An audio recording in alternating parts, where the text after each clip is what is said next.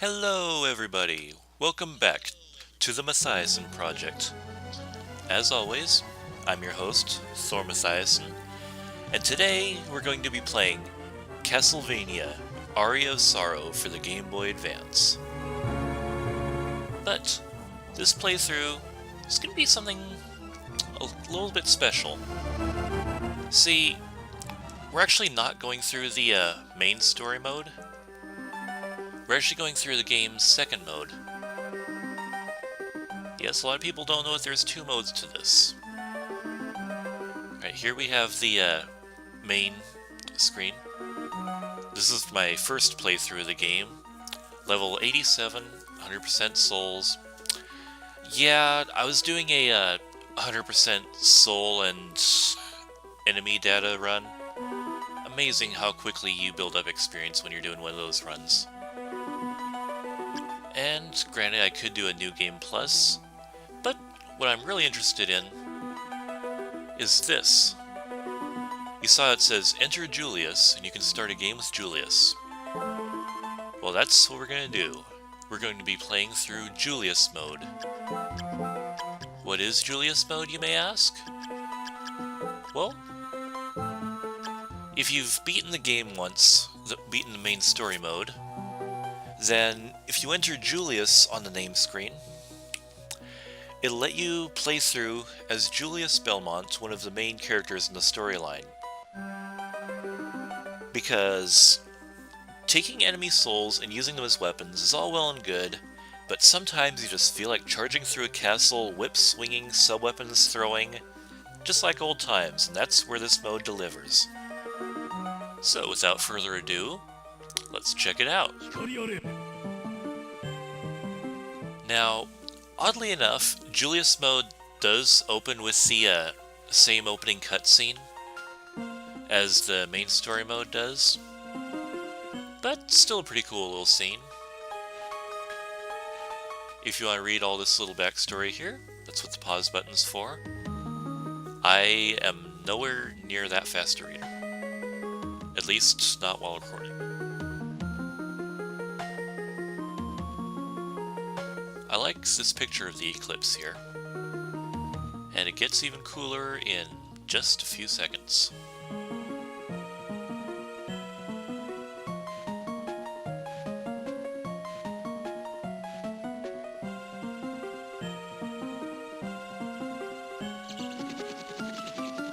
A bat out of nowhere. And good lord, Castlevania showing up in the middle of the eclipse? What's up with that? Now here, ladies and gentlemen, we have Julius Belmont. According to the series canon, he is the strongest of the Belmonts, and we get to play as him. See, here he starts off with some interesting powers. He can slide. He gets this really cool backdash that can let him jump around an enemy. He gets a variety of different sub-weapons. He gets holy water, the traditional axe, a cross, and the grand cross. Really cool looking, but drains a lot of magic.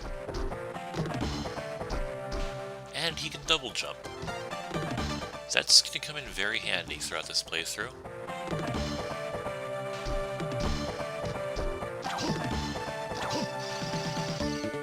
And he has the little trick where you press B button, he holds his whip like this, then you can just use the control pad to swing it around like crazy. It looks kind of funny, but it does have its times where it's useful too.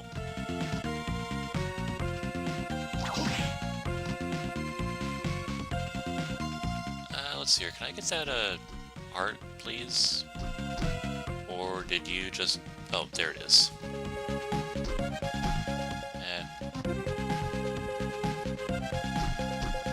Come on, have a heart. Castle Corridor.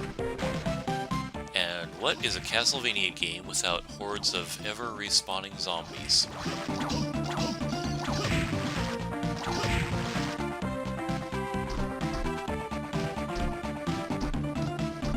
Let's see. And here we reach a warp room. This will be handy, but we're not going to really need one until... Hello. Ow. Ow. Okay, that big sword, that hurts. That hurts me and it hurts my pride. So I'm gonna come down here and I'll be back up to where that is later.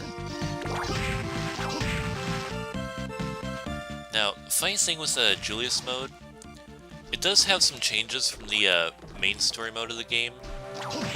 For one thing, poor Julius here, he can't really use any kind of potions or anything like that. And he doesn't even have a menu screen or a pause screen to speak of, unlike Soma's storyline. So, the only ways that poor Julius can heal up is if you collect the orbs from defeating bosses, or if you can get to a save room. So, as a result, you'll be seeing me running for save points quite often if I start doing really lousy at this. Which is most certainly possible, as anybody who knows me might know. I'm just going to show this little area here.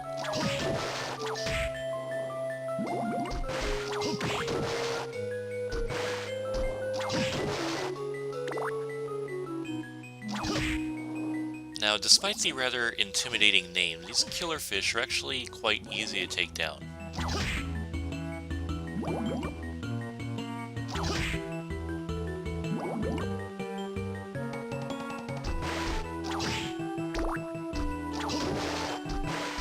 Now, as you'll notice, whipping the candles drops hearts.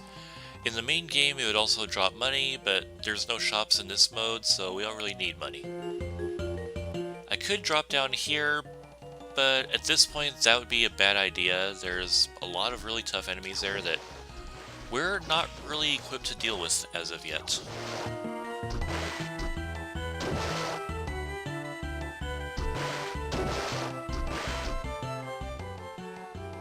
And we can see we've already explored 3.4% of the castle.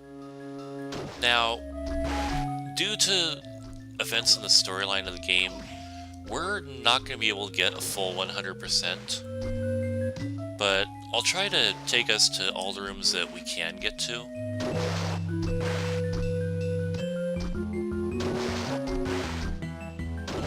And hopefully it'll still be a fun journey either way.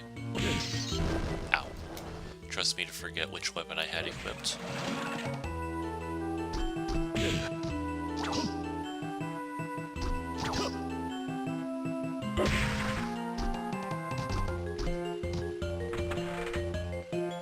So now let's go back over this way.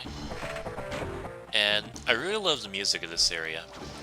It's the music that actually plays when you have to fight against Julius.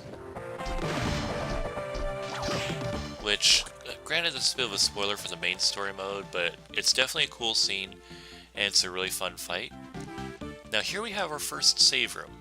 Save the game? Why yes, I believe we shall. Let's go this way.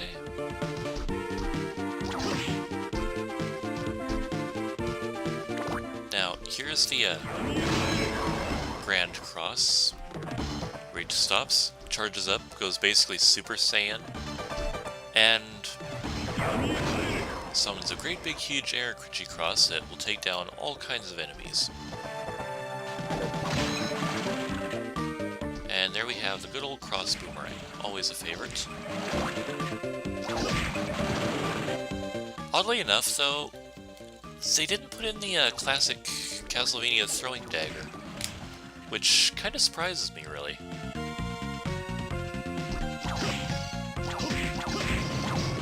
I mean, granted, it's nothing really flashy, but having a quick projectile that just goes right forward, it seems to me that would come in handy. And here we have the axe armors, being a thorn in all of our sides ever since the first Castlevania. And it's nice to see that they never change. Aha!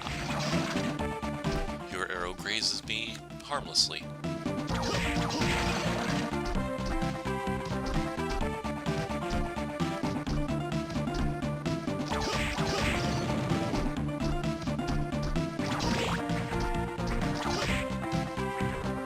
Now up there we have sirens, and that's going to mark another area that we don't want to get to just yet.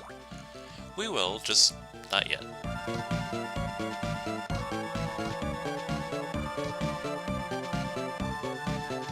Now, this blue door right here, that means there's a boss on the other side. Our first boss, the Creaking Skull. Thankfully, he's fairly easy. When you see that yellow energy charge up behind him, that means he's gonna start spitting out fireballs. But a few whips and a few cross boomerang later, he's toast. Now, grabbing that, of course, heals us up, and it's also going to make Julius a lot stronger.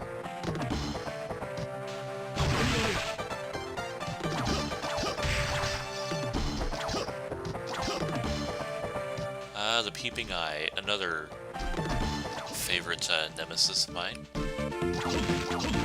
Right here, breakable wall.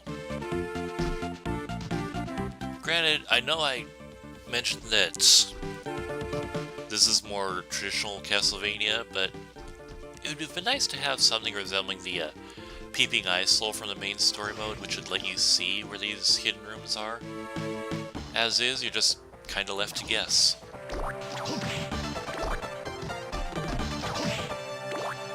Now, this is another water area. We can go on here, but we really don't want to. So, I'll just take us as far as we can normally get to. To be truthful, even though Julius has all these special moves, I'm going to try to not sequence break too much. I'm still going to try to follow the normal sequence of areas.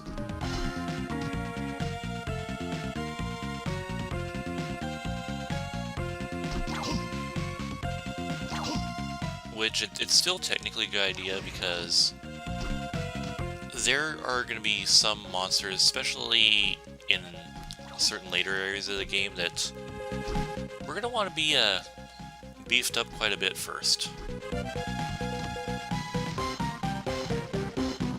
Here, and we have another save room.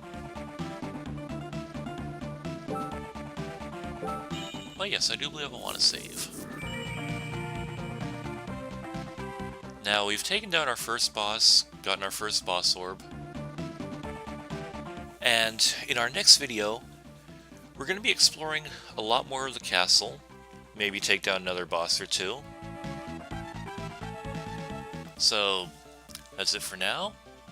I hope you're enjoying this video, and I hope you stay tuned for the next parts of it. Until then, I shall see you guys next time.